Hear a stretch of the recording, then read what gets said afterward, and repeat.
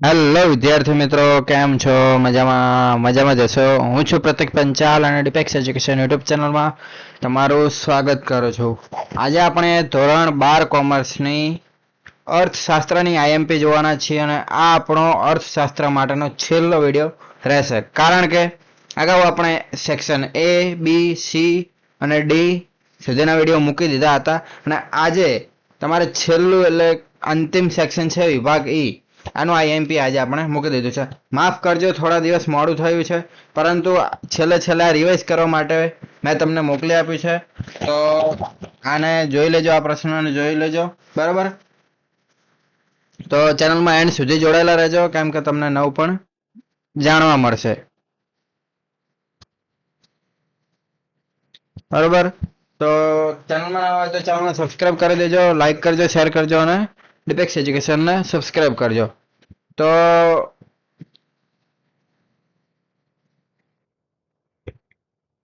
હવે આપણે વિડીયોને શરૂ કરીએ છીએ.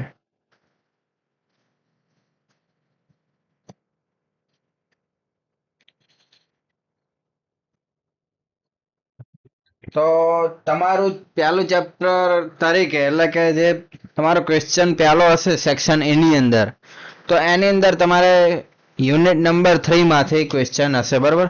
પહેલા અને બીજામાંથી નહીં હોય. તો યુનિટ 3 નાણું અને ફુગાવો, આની અંદરથી તમને આઈએમપી એવા બે જ પ્રશ્નો છે, બરાબર? આ બે માંથી ગમે તે એક તો પૂછાશે જ. અને એના સિવાય જો તમને કહું તો ફુગાવાના કારણો તમને પૂછી શકે છે, પરંતુ એ બહુ રેરલી પૂછશે. આ બે માંથી તમને પૂછી નાખશે, બરાબર? તો આની અંદર તમને પૂછવામાં આવે છે કે સાટા પ્રથાનો અર્થ આપો અને તેની મર્યાદા સમજાવો. તો તમારે પ્રસ્તાવના લખવાની, ત્યારબાદ અર્થ લખવાનો સાટા પ્રથાનો, અને જેટલા પણ અર્થ આવડતા હોય એ લખી દેવાના. કે સાટા પ્રથાનો અર્થ, પછી તમને ધારો કે એવું મગજમાં આવ્યું કે સાટા પ્રથાને વસ્તુ વિનિમય પ્રથા પણ કહેવાય, તો તમે એરો કરીને પણ લખી શકો કે સાટા પ્રથાને પહેલાના સમયમાં વસ્તુ વિનિમય પ્રથા પણ કહેવામાં આવતી હતી. ત્યારબાદ એની મર્યાદા લખવાની, બરોબર? પહેલા મુદ્દા લખવાના અને મુદ્દા પછી આને વિસ્તારપૂર્વક સમજાવવાનું. એટલે આપણે આગળ આપેલું છે, તો એન્ડ સુધી જોડાયેલા રહેજો. ત્યારબાદ છે કે નાણાંના ઉદ્ભવ, આ ઉદ્ભવ લખ્યું છે, કન્ફ્યુઝ ન થતા. નાણાંના ઉદ્ભવ અને વિકાસ જણાવી તેના કાર્યો સમજાવો. તો આ પણ એક સારા એવો પ્રશ્ન છે, બરોબર? છેલ્લા પ્રશ્નો છે અને તમને આવડશે, બરોબર? ત્યારબાદ તમારે જે ચેપ્ટર છે, ચેપ્ટર નંબર તમારો 5 રહેશે. તો એની અંદર તમને ગરીબી એટલે શું, ગરીબીના નિર્દેશકો સમજાવો. હવે આપણે સેક્શન ડી ની અંદર પણ ગરીબીના નિર્દેશકો સમજાવ્યો પ્રશ્ન રાખ્યો હતો, પરંતુ આમાં કેવું છે કે તમારે સેક્શન ડી માં પણ પૂછાઈ શકે અને આમાં પણ પૂછાઈ શકે. તો તમારે કેટલા લખવાના? તો ઓલાની અંદર ફક્ત તમને 3 કીધા હતા અને આની અંદર તમારે 11 છે, તો તમે 7 કે 8 તો તમે લખી શકો છો. કેમ કે જો 11 તો તમે લખવાના નથી ને 11 લખવા જશો ને સમજાવવા જશો તો ટાઈમ તો ઘણો જશે. એટલે ગરીબી એટલે શું, તો એના વિશે તમારે સમજાવી દેવાનું. અને ગરીબીના નિર્દેશકો જે છે એ તમારે 11 લખવાના, પણ એની અંદરથી તમારે 7 કે 8 લખવાના. ત્યારબાદ છે કે ગરીબી ઘટાડવાના ઉપાયો ચર્ચો અને ગરીબીનું સ્વરૂપ દર્શાવી ગરીબીના કારણો ચર્ચો, બરોબર? તો 3 પ્રશ્નો છે, આની અંદરથી તમને એક ક્વેશ્ચન આપશે. ત્યારબાદ જો હજુ તમે સ્ક્રિપ્ટ કરતા હો તો સ્કીપ ના કરતા, ને કે તમને નહીં સમજાય તો કે વિડીયોના એન્ડમાં સેક્શન એ કઈ રીતે લખવું એ સમજાવવામાં આવશે. તો એન્ડ સુધી જોડાયેલા રહેજો, જેથી તમને પ્રોપર રીતે અમે સમજાવી શકીએ. તો યુનિટ 7 વસ્તી, તો વસ્તી છે એની અંદરથી તમારે 2 પ્રશ્નો હશે. 2 પ્રશ્નો એટલે કે તમારે આલેખ હશે ને આ હશે. એટલે આલેખ તો તમારે છેલ્લો ક્વેશ્ચન જ રહેવાનો, પણ તોય આ ચેપ્ટરની અંદરથી જ આલેખ આવશે. તો પહેલા આપણે પ્રશ્ન જોઈ લઈએ. તો કે ભારતમાં વસ્તી નિયંત્રણના ઉપાયોની વિગતવાર સમજૂતી આપો. ઉપરાંત ત્યારબાદ આપ્યો છે કે જન્મદરનો અર્થ આપી ઊંચા જન્મદરના કારણો સમજાવો. સોરી, જન્મદર લખાઈ ગયું છે, પણ સમજી જજો તમે, જન્મદર આવશે અહીંયા. ત્યારબાદ છે કે મૃત્યુદરનો અર્થ આપી નીચા મૃત્યુદરના કારણો ચર્ચો. ત્યારબાદ વસ્તી નિયંત્રણના ઉપાયોની વિગતવાર સમજૂતી આપો, બરાબર? તો આ 4 પ્રશ્નોમાંથી પણ તમારે જો મોસ્ટ આઈએમપી જોતો હોય ને તો બીજા નંબરનો ક્વેશ્ચન અને ચોથા નંબરનો ક્વેશ્ચન એ મોસ્ટ આઈએમપી છે, તો બંનેમાંથી તમને એવું લાગતું હોય કે ચારમાંથી પણ કયો પ્રશ્ન પૂછાશે વધારે પડતો આઈએમપી જોતો હોય તો આ બે માંથી પૂછાશે. બાકી ચારે ચાર આઈએમપી પ્રશ્નો છે.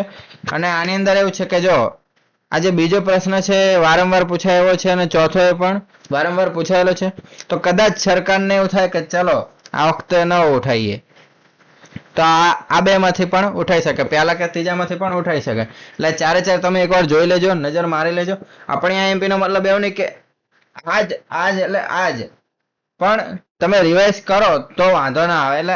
એટલે મેં આઈએમપી કીધા છે. એટલે પૂછાશે તો આમાંથી જ પૂછાશે, આનું ટેન્શન લેતા નહીં. મેં જે આઈએમપી આપ્યા છે 100% સાચા છે ને આજ આવશે. ત્યારબાદ છે કે નોંધ આલેખ છેલ્લે આપેલ છે, તો એ છેલ્લે આપણે આલેખો આપેલા છે એમાંથી જ પૂછાશે. ત્યારબાદ છે કે કૃષિ ક્ષેત્રની અંદરથી પણ એક જ ક્વેશ્ચન રહેશે, પણ આ ચારમાંથી ગમે તે એક હશે. તો કે ખેત ઉત્પાદકતા વધારવાના ટેકનોલોજીકલ સુધારા સમજાવો. આ ક્વેશ્ચન ગયા વર્ષે હતો, પણ આ વર્ષે પણ આપણે આઈએમપી તરીકે મૂક્યો છે. કદાચ સરકાર વારંવાર પણ પૂછી શકે. ત્યારબાદ છે કે આધુનિક અભિગમ 1966 હરિયાળી ક્રાંતિ સમજાવો. આ મોસ્ટ આઈએમપી ક્વેશ્ચન છે, આ પૂછાઈ શકવાની પૂરેપૂરી સંભાવના છે. ત્યારબાદ છે કે ખેત ઉત્પાદકતા વધારવાના ઉપાયો સમજાવો અને નીચી ખેત ઉત્પાદકતાના સંસ્થાકીય અને ટેકનોલોજીકલ પરિબળો સમજાવો. બરાબર. ત્યારબાદ છે કે 11મું ચેપ્ટર, તો એની અંદરથી તમારે બે ક્વેશ્ચન આવશે. એટલે આની અંદર તમારે ધ્યાન રાખવું પડશે, કેમ કે ટાઈમ તો તમારો જોવાનો જ છે. તો જોઈ લઈએ આપણે કે કયા કયા ક્વેશ્ચન હશે. તો કે સ્થળાંતરની નકારાત્મક અસરો ચર્ચો. ત્યારબાદ છે કે શહેરીકરણની હકારાત્મક અસરો ચર્ચો. ત્યારબાદ શહેરીકરણની સમસ્યા હળવી કરવાના ઉપાયો ટૂંકમાં સમજાવો. બરાબર. અને ત્યારબાદ છે કે સ્થળાંતર એટલે શું, સ્થળાંતરના પ્રકારોની સવિસ્તર ચર્ચા કરો. અને ત્યારબાદ છે કે ભારતમાં રેલવેના વિકાસ અંગે ટૂંક નોંધ લખો. અને જો રેલવે વિશે પૂછાઈ શકે, કદાચ આરોગ્ય વિશે પણ પૂછાઈ શકે, તો એકવાર આરોગ્ય પણ જોઈ લેજો. બરાબર. કેમ કે આની અંદરથી બે પ્રશ્ન પૂછાવાના છે, એટલે ગોતીને પૂછી શકશે. અને મને ખબર છે ત્યાં સુધી છોકરાઓએ 11મું ચેપ્ટર ખાસ નહીં જોયું, પણ જોઈ લેજો એકવાર, જેથી તમને આવડી જાય અને સારા માર્ક તમે લાવી શકો. ત્યારબાદ આલેખ છે, તો આલેખની અંદર છે કે ભારતમાં જન્મદર અને મૃત્યુદરની આપેલી આંકડાકીય માહિતી પરથી પાસની સ્તંભાકૃતિ દોરી વિશ્લેષણ કરો. આપણે વિશ્લેષણ અને આલેખ દોરીને નથી આપ્યા, પણ આ રીતે આવશે એ તમને સમજાવવામાં આવ્યું છે. તો કે વર્ષ, તો આ 2 વર્ષ આપ્યા છે. ત્યારબાદ જન્મદર અને મૃત્યુદર, તો 1951માં જન્મદર અને મૃત્યુદર કેટલા હતા એ કઈ રીતે દોરવાના. બરોબર. તો આપણે તમને લેસર પોઇન્ટરની મદદથી સમજાવીએ. તો કે આ તમારો પટ્ટો છે, બરોબર, સીધો પટ્ટો છે. હવે આની અંદર તમારે પાસની આકૃતિ કઈ રીતે દોરવાની, તો કે આ એક સ્તંભ દોર્યો અને એને અડીને જ આ બીજો સ્તંભ દોરવાનો, એટલે પાસની સ્તંભાકૃતિ થઈ. તે જ રીતે 2011 માટે કે 21.8 અને 7.1 આવી રીતે તમારે દોરવાનું રહેશે. બરોબર. ત્યારબાદ આપણે આગળ જોઈએ તો કે નીચે આપેલ આંકડાકીય માહિતીને સ્તંભ આકૃતિમાં રજૂ કરીને તેનું વિશ્લેષણ કરો. તો આ તો સહેલું છે, ખાલી સાદી સ્તંભાકૃતિ કીધી છે, તો એમાં કઈ વાંધો નહીં આવે તમારે. ત્યારબાદ ત્રીજો ક્વેશ્ચન છે કે નીચે આપેલ આંકડાકીય માહિતીને સ્તંભ આકૃતિમાં રજૂ કરી તેનું વિશ્લેષણ કરો. તો વર્ષ છે અને ગુજરાતમાં કેટલી છોકરીઓની, એટલે પુરુષોએ સ્ત્રીઓની સંખ્યા કેટલી હતી એ તમારે છે. એટલે આ પણ સાદી સ્તંભાકૃતિ છે, તો તમારે કોઈ વાંધો નહીં આવે. બરાબર. તો આલેખ તમને 3 જ આપ્યા છે. એટલે આલેખની અંદર કેવું છે કે માહિતી તો ગમે ત્યાંથી લાવી શકે. બરોબર. એટલે કે જે ચેપ્ટરમાં આવતી હોય, બરોબર, એટલે લગભગ 7 કે 8 જેટલા સ્તંભ આકૃતિ તમને આપી શકે છે. એટલે એટલામાંથી ગમે તે એક પ્રશ્ન તમારા માટે આવી શકે છે. ધારો કે મેં તમને આ આપ્યો, પછી આ વસ્તી વાળો આપ્યો, અને ત્યારબાદ આ જન્મદર મૃત્યુદર વાળો પણ આપ્યો, તો આની અંદરથી ગમે તે એક આવશે. ત્યારબાદ આપણે કીધું હતું કે કઈ રીતે લખવું તમને સમજાવવામાં આવશે. તો કે જે તમારો સેક્શન ઈ નો પહેલો ક્વેશ્ચન હશે, આનો નંબર હશે 57. તો કે કઈ રીતે લખવું, તો કે સૌ પ્રથમ પ્રસ્તાવના. હવે પ્રસ્તાવના તમે ચાલુ કરો ને તો તમારે હેડિંગ આપવાનું કે પ્રસ્તાવના. એટલે પ્રસ્તાવના, ત્યારબાદ એની નીચેની લાઈનથી લખવાનું કે જે એને લાગે વળગતું હોય કે અહીંયાથી પ્રશ્નને લગતું લખાણ 4 કે 5 લાઈનમાં લખવાનું, વધારે પડતું નહીં લખવાનું. નકર થશે કે અહીંયા આને બધું લખી નાખ્યું છે એટલે આને લખતા નથી આવડ્યું, એટલે 4 થી 5 લાઈનમાં તમારે લખવાનું, વધારે નહીં. ત્યારબાદ એક લાઈન છોડો, ત્યારબાદ અર્થ. હવે મેં જે રીતે લખ્યું છે કે અર્થ, બરોબર, તો તમને સમજાવું, બરોબર. તો કે આ લાઈન છે આની અંદર તમારે અર્થ લખવાનો, ત્યારબાદ બીજી લાઈન છોડો, ખાલી જગ્યા ખાલી રાખવાની. અહીંયાથી લખવાનું કે અહીંયાથી અર્થ ચાલુ થાય છે તો ત્યાં સુધી, પછી અહીંયાથી ચાલુ કરી દો તો વાંધો નહીં. એટલે આવી રીતે લખવાનું તમારે. ત્યારબાદ તમને યાદ આવે કે આનો બીજો પણ અર્થ હોય તો એ ક્યારો કરીને તમે લખી શકો છો, એનો કઈ વાંધો નહીં. ત્યારબાદ અર્થ પૂરો થયો તો એક લાઈન છોડીને જે મુદ્દા આવતા હોય આ રીતે નીચે મુજબ લખવાના. ધારો કે ગરીબીના નિર્દેશકો, બરોબર, તો ગરીબીના નિર્દેશકો, ત્યારબાદ આવી રીતે કરીને નીચેની લાઈનમાં તમારે લખવાનું કે પહેલો પોઈન્ટ, બીજો પોઈન્ટ, ત્રીજો, ચોથો, પાંચમો, છઠ્ઠો, એવી રીતે લાઈન છે લખવાનું. એટલે એવી રીતે તમારા એક પેજ ભરાઈ જશે, 1 કે 1.5 પેજ ભરાઈ જશે. ત્યારબાદ આપણે પેજ ભરવાની વાત નથી કરતા, પણ એ રીતે લખશો તો જે તમારો પેપર ચેકર હશે એને પણ વાંધો નહીં આવે. ત્યારબાદ છે કે ધારો કે ગરીબીના નિર્દેશકો, તો જે પહેલો પોઈન્ટ છે એ તમારે આવી રીતે લખવાનો. ત્યારબાદ આવી રીતે નિશાન કરીને નીચેની લાઈનમાં આટલી જગ્યા છોડીને અહીંયાથી લખાણ ચાલુ કરવાનું. એટલે ધારો કે આવડો મોટો પોઈન્ટ હોય તો એની નીચેથી જ લખાણ લખવાનું રહેશે. એટલે તમારે શું કે જે પેપર ચેક કરવાવાળો હશે એનામાં મગજમાં તમારી ઇમ્પ્રેશન સારી પડશે કે આ વિદ્યાર્થીને સારું લખતા આવડે છે અને કમ્પ્લીટ લખ્યું છે, એટલે તમને સારા એવા માર્ક આપી દેશે, બરોબર. બીજું તો કાંઈ ટેન્શન લેવાની જરૂર નથી. ને ખાસ કે તમારો જે આલેખ હશે એ છેલ્લા પત્તા ઉપર જ હશે, તો છેલ્લા પત્તા ઉપર તમારે દોરી દેવાનું છે અને તેનું વિશ્લેષણ પણ જે આવતું હોય એ તમને જગ્યા આપી હશે ત્યાં તમારે લખી દેવાનું, બરોબર. તો ચેનલમાં ન હોય તો ચેનલને સબસ્ક્રાઇબ કરી દેજો.